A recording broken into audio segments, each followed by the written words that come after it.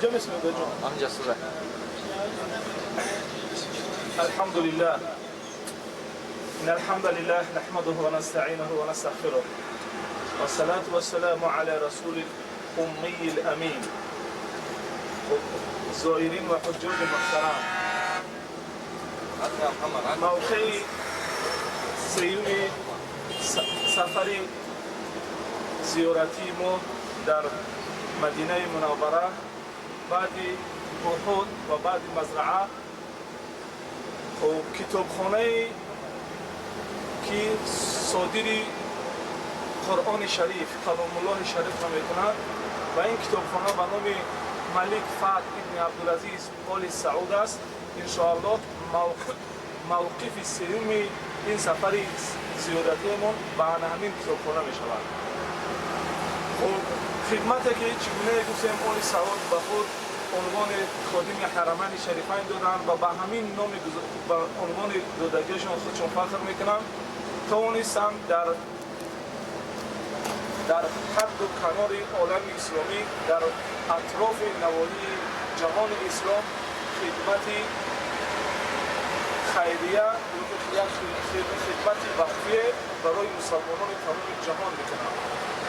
از جمله همین کتابخانه است که 1985 سال بنیاد میگردد در همین کتابخانه و سالانه 18 میلیون نسخه کلام الله شریف قرآن را صادر میکنند.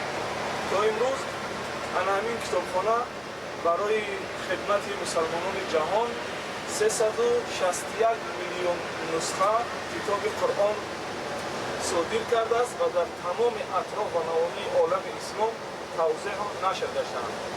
بغیر از اصدار قرآن شریف خب این مکتبه یعنی که این مطبعه است، این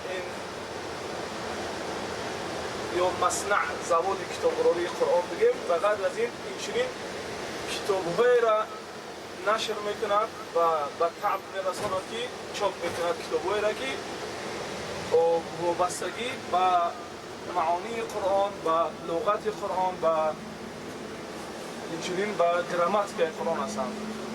جمله اینها کتاب رساله های خوندن و کتابچه های نیز درباره بعضی آیات های قرآن نیز همین کتابخانه چاپ میکند و تفاسیر و ترجمان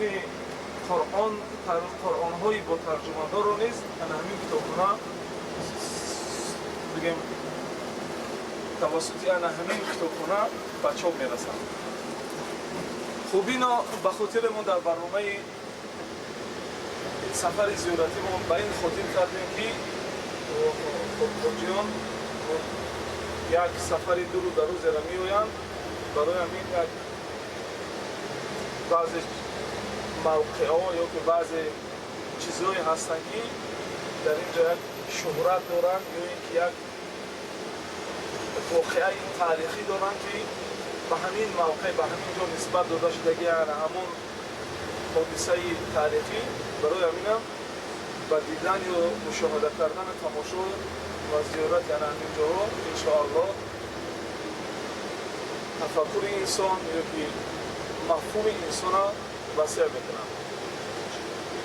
و بعد مطبعه انشاءالله با سفر مانا به موقف چهارم و خندق، قبلتین و مسجد قبا میکنیم انشاءالله.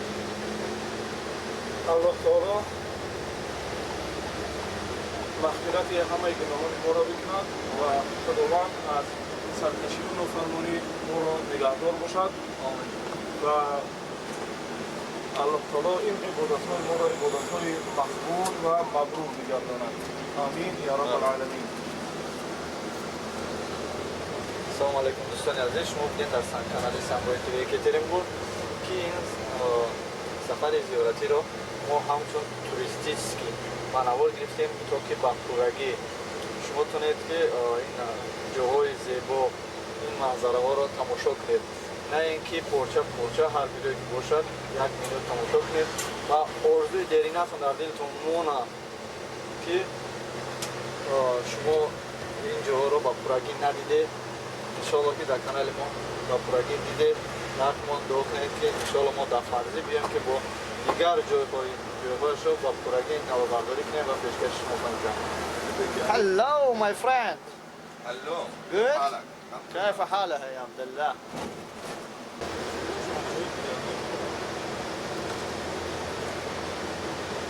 سلام علیکم دوستان عزیز. این شهر مدینه است. انشالله که ما با کتابخانه میریم که در اینجا شاید ما میدونید یا که فهمیدید یا چی ندیده باشید ندانسته باشید نفهمیده باشید انشالله هم میفهمید میبینید میدونید در اینجا کتابخانه قرآن است. انشالله میریم نوآوری میکنیم و پیشکش شما خواهیم کرد تو که شما با پورگی این جایهای زیبا این شهر زیبا رو کار و فعالیت این شهر این دولت رو ببینید با پورگی تو که همطور اومدن شما لکه تیار باشد که در اینجا دیده نوارها رو تماشا کرده که انشاءالله شما اول با کجا میرین بعدا با کجا میرین و بعدا رو با کجا رفتن در کار تنها اومده ماشاءالله بهترین است اومده زیارت کردن یکی باز درباره تاریخ دولت درباره تاریخ شهر درباره تاریخ حضرت محمد صلی الله علیه و سلم حیات فعالیت زندگیش و کتابخانه‌اش ماشاءالله کتاب قرآن که هست درباره تاریخ کتاب قرآن درباره ابوبکر عثمان ماشاءالله سخن مچتوش رو ببینید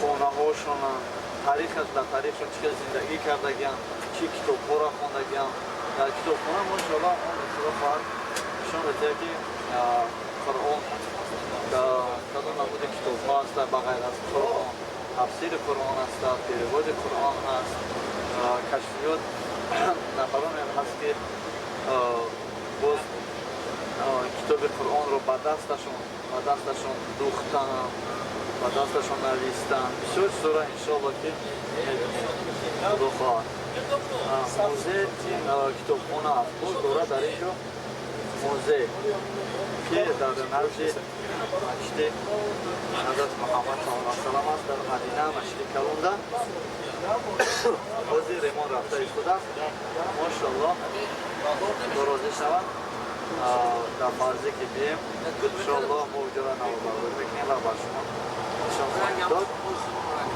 دوستان عزیز در اینجا خیلی هواش گرم است اینا فراموش نکنید که در حالتی که شما گرمی را باز نمیبینید در زمستان بسیار رو فکر میکنم که 25 تا 30 گرادس گرادس ماشاءالله گرم میشود در تابستان باشه اگر تو خیلی گرمی هم داشته باشید در کتاب بیارید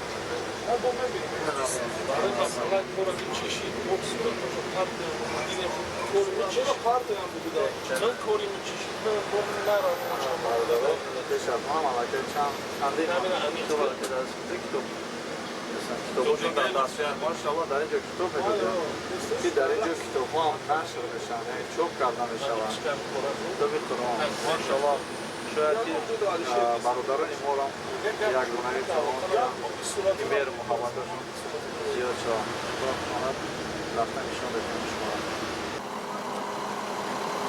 ماشاءالله برادرها این همون با کتابخانه قرآن اومدیم رسیدیم خدا راضی باشه این مردم فرامده ایستاده است راضی هم مخرویت ماشاءالله میبینیم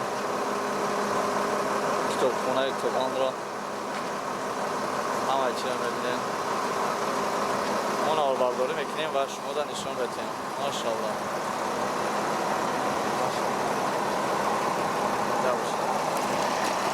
دوستان عزیز نوار تو آخر تماشا کنین اگر فکر عقیده داشته باشین اگر فهمین درباره دین اسلام اگر سواد داشته باشین مرحمت در کامنتر نویسین اگر نداشته باشین نوار محفوظ شود تنها نویسین که الحمدلله الحمدلله برای که حضرت محمد صلی الله علیه و سلم به بسم الله کار میکرد به